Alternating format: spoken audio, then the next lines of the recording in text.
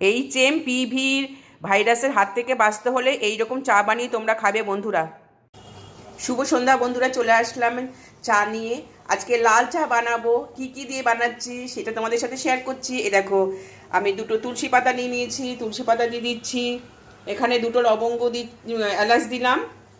এখন দিচ্ছি লবঙ্গ, তখন এলাচ দিলাম, এখন লবঙ্গ দিচ্ছি। আর এখন এখন একটু দিচ্ছি আদা। এটা দিয়েই আজকে আমি চা বানিয়ে নিচ্ছি।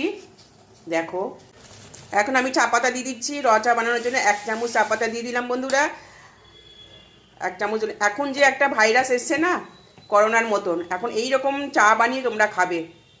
আমার চাটা চা বানানো হয়ে গেছে, এবারে আমি সেঁকে নেব।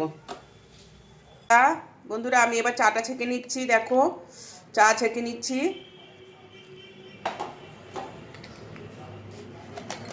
2 কাপে 2টো চা ছেঁকে নিচ্ছি।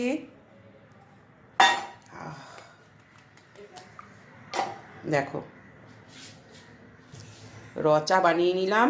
আমি একটু চা খেয়ে তোমাদেরকে বলবো কেমন হয়েছে। হ্যাঁ, খুব ভালো হয়েছে বন্ধুরা, চাটা খুব সুন্দর হয়েছে। এইরকম চা বানিয়ে খাবে। এই রোগটার হাত থেকে বাঁচতে হলে তোমাদের কিন্তু এরকম চা খেতেই হবে, একদম খেতেই হবে, তুলসী পাতা দিয়ে খেতেই হবে।